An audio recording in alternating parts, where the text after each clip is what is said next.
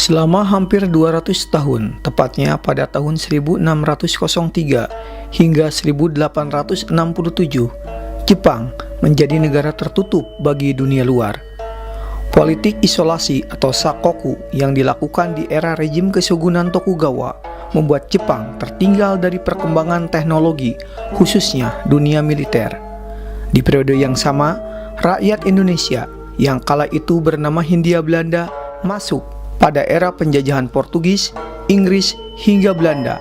Para penjajah tidaklah mulus menjalankan roda pemerintahan karena adanya gerakan perlawanan dari para tokoh lokal, pemuka agama, hingga para sultan. Jika dibandingkan dengan rakyat Jepang, masyarakat Hindia Belanda kala itu memiliki akses yang lebih terbuka dengan dunia luar. Berbagai kerjasama masih terjalin dengan negeri-negeri berdaulat lainnya, mulai dari Semenanjung Malaka hingga Utsmania. Walaupun harus diakui, POC hingga pemerintah kolonial Belanda kerap menjadi tabir penghalang bagi terhubungnya kerjasama tersebut. Hubungan kerjasama tersebut telah membawa sejumlah kesultanan Nusantara mengenal alutsista modern, semisal meriam yang mereka dapatkan dari Kesultanan Utsmania. Hingga suatu saat berlabuhnya 4 kapal uap dan sebuah kapal induk USS Powhatan di Pelabuhan Edo, Tokyo pada 8 Juli 1853 yang dipimpin oleh Komodor Angkatan Laut Amerika Matthew Ferry. Kala itu rakyat Jepang menganggap kapal-kapal tersebut sebagai ular naga berukuran besar yang mendenguskan asap karena marah. Rakyat Jepang sadar mereka telah tertinggal di bidang teknologi. Hingga kemudian muncullah restorasi Meiji pada 1868 yang mengakhiri kekuasaan Keshogunan Tokugawa atau pemerintahan militer dengan mengembalikan kekuasaan negara ke Kaisar Mushohito atau Kaisar Meiji. Disinilah titik awal kebangkitan Jepang. Dalam waktu kurang dari 100 tahun, teknologi Jepang berkembang pesat. Jepang semakin diperhitungkan setelah kemenangan dalam 2 perang, yaitu Perang Cina pada 1895 hingga Perang Rusia 1905. Kegemilangan Jepang semakin berjaya tatkala melakukan penyerangan terhadap pangkalan militer Angkatan Laut Amerika di Pearl Harbor pada 7 Desember 1941.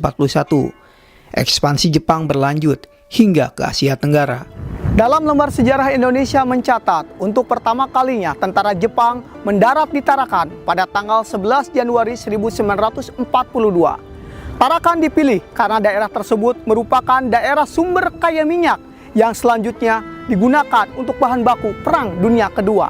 Belanda yang berada di Tarakan saat itu pun ditarik mundur oleh kekuatan pasukan Dai Nippon. 3 bulan kemudian, tepatnya 1 Maret 1942, bala tentara Dai Nippon pun berhasil mendarat di tanah Jawa. Hal yang belum terungkap adalah dengan siapa tentara Jepang berkomunikasi setelah Belanda mereka kalahkan. Tentunya pejabat pemerintah Hindia Belanda yang notabene orang Bumi Putra.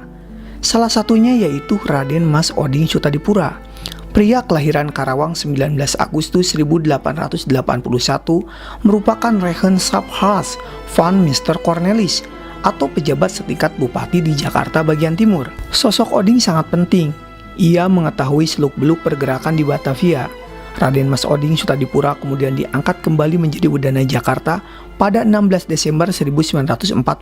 Pak Edos, bisa dijelaskan bagaimana awal dari tentara Jepang datang ke Jakarta ketika Mas Oding Sutadipura menjabat? Jepang masuk ke Indonesia, Jakarta pada khususnya 1942 di bulan Maret. Gitu. Nah, setelah Jepang masuk ke Jakarta, Jepang itu yang kita tahu mereka menyusun pemerintahan, menyusun pemerintahan. Hanya undang-undangnya masih undang-undang Belanda. Semua tertulis dalam majalah Kanpo tuh, keluaran 42 yang terbit sebulan 2 kali. Oke, saat mendarat di Jakarta, apa yang digali oleh tentara Jepang dengan keberadaan dari Mas Oding Sutadipura itu? Ingat, undang-undang yang masih berlaku adalah undang-undang Belanda. Ketika pembagian Jakarta menjadi 2 kewenangan.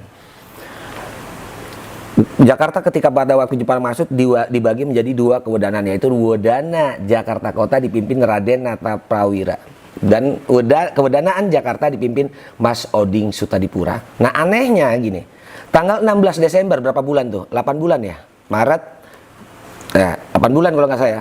Ini 8 bulan masa yang cukup singkat untuk membentuk pemerintahan militer, gitu loh. Cukup singkat, gitu loh. Artinya apa?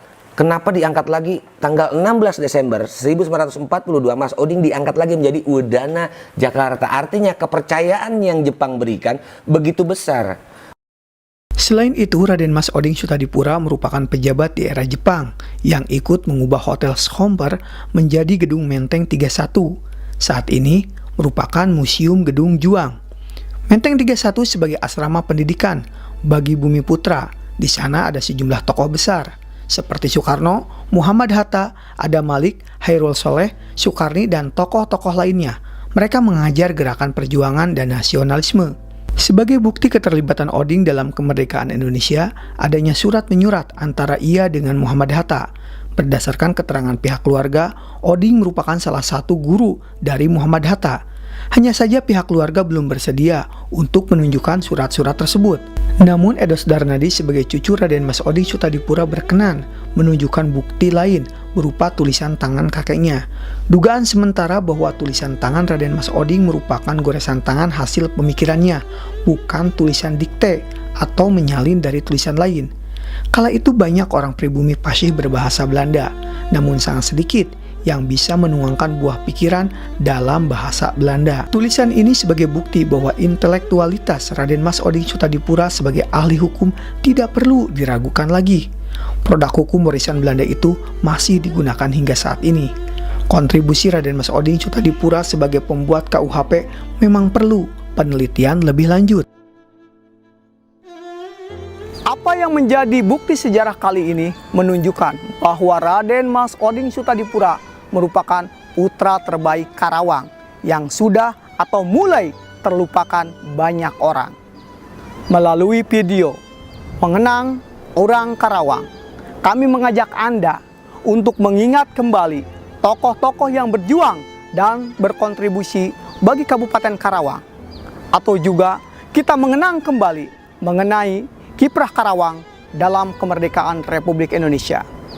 Siapa lagi kalau bukan kita mengenang Orang Karawang?